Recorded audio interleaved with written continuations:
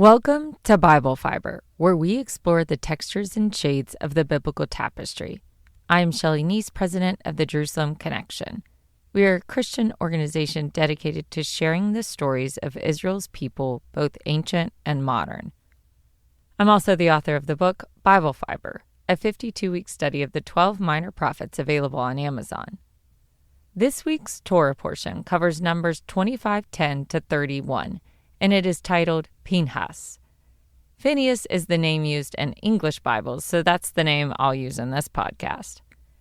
Phinehas was a prominent biblical priest whose leadership started in the wilderness wanderings and continued into the early period of the Judges. He was the grandson of Aaron and the eventual high priest of Israel. The Torah portion picks up where the previous portion left off, with the prophet Balaam and the king of Moab dead set on breaking up the Israelite encampment. When Balaam tried but failed to curse the Israelites, he gave the king of Moab some advice: make them curse themselves by inducing them to sin. They sent Moabite women into the Israelite camp, enticing the men into sexual relationships.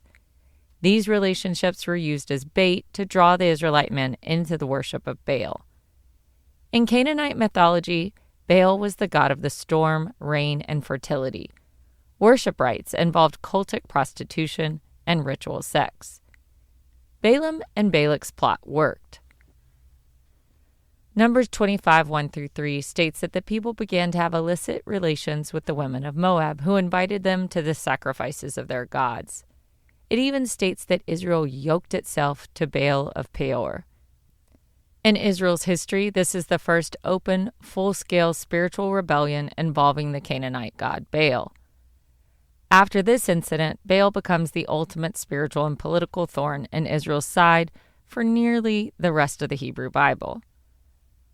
The apostasy triggered a devastating divine plague that killed 24,000 Israelites. The straw that broke the camel's back, however, came when Zimri, a leader from the tribe of Simeon, marched into the camp with a Midianite woman. The Bible notes the blatant nature of the act. He did it before the eyes of Moses and before the eyes of all the congregation of the Israelites. Simeon's action publicly challenged Moses' authority. Moses, who was already 120 years old, seemed paralyzed by the sheer audacity of the rebellion. Someone had to step into the leadership vacuum, and that someone was Phinehas the priest. Phinehas fell into a zealous rage and stabbed both Zimri and the woman when they were in the tent. What the modern reader might view as voluntary manslaughter, the Bible describes as being zealous for the honor of his God. To be sure, Phinehas was not upset because Zimri violated any laws against racial purity or tribal allegiance. Remember, Moses was married to a Midianite woman, Zipporah, who is loved and admired in biblical tradition.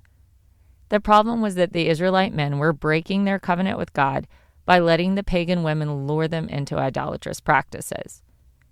Centuries later, the psalmist remembers Phinehas' bravery and commitment in Psalm 106, retelling the story of Israel's rebellions in the wilderness. The psalm recounts, "Then they yoked themselves to the Baal of Peor and ate sacrifices offered to the dead. Then Phinehas stood up and interceded, and the plague was stopped. And that has been reckoned to him as righteousness from generation to generation forever."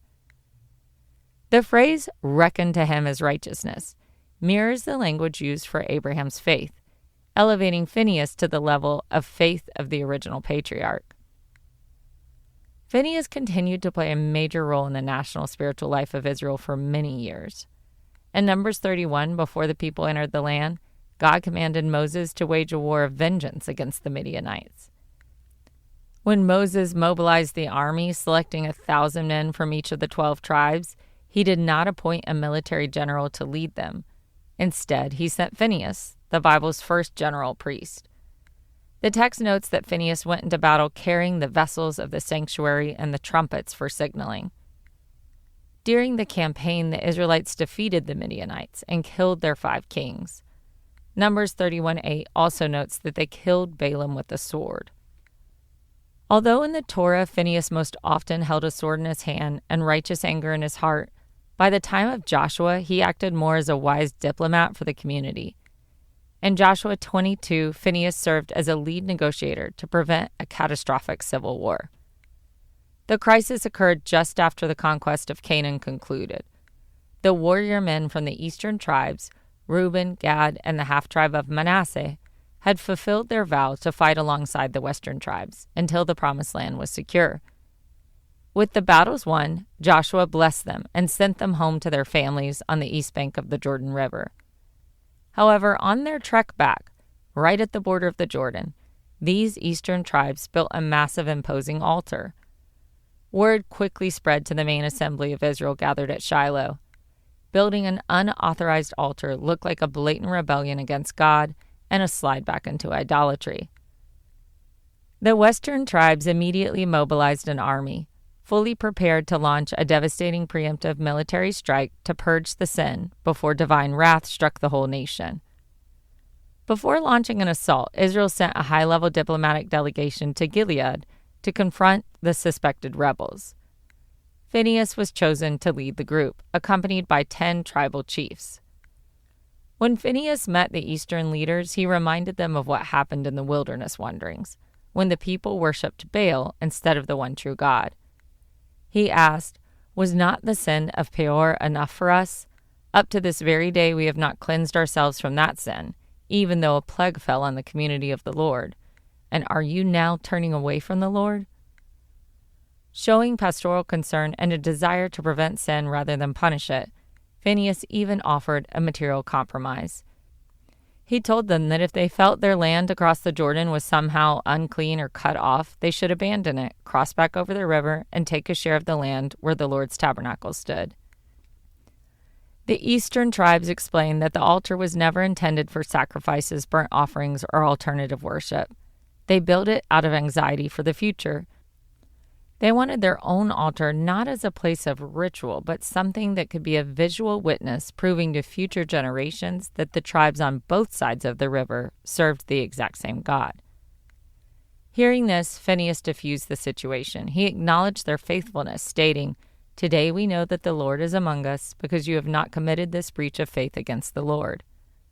The delegation returned to Shiloh with the report, and the war plans were dismantled. This pivotal moment demonstrated that Phinehas was fundamentally a man of diplomacy, wisdom, and peace. When he used a weapon against Zimri, it was because the rebellion was already going full throttle. But in Joshua 22, when given the time and space to investigate, Phinehas chose dialogue and stopped the bloodshed.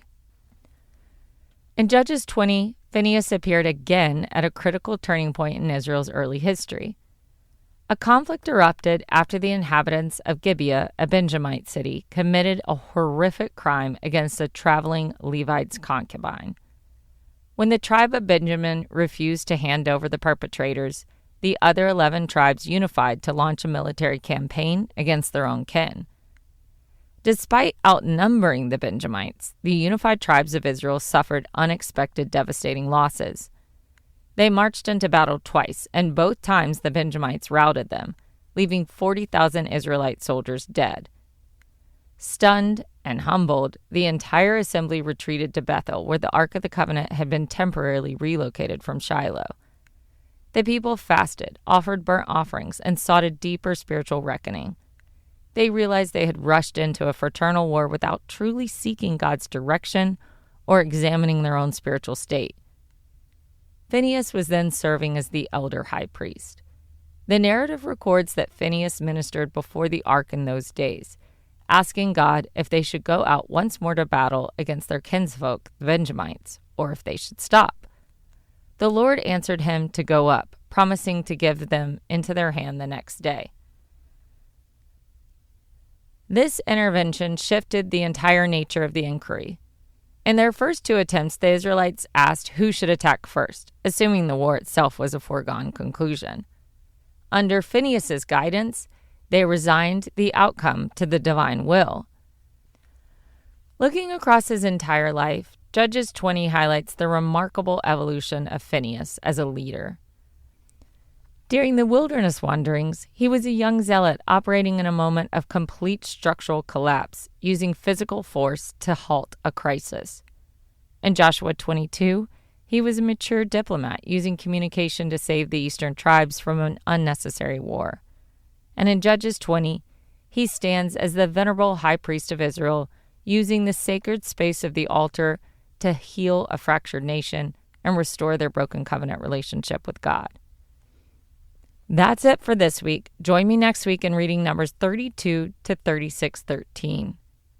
If you would like to get the study questions that go with this reading, please visit our website at thejerusalemconnection.us. Shabbat Shalom and Am Israel Chai.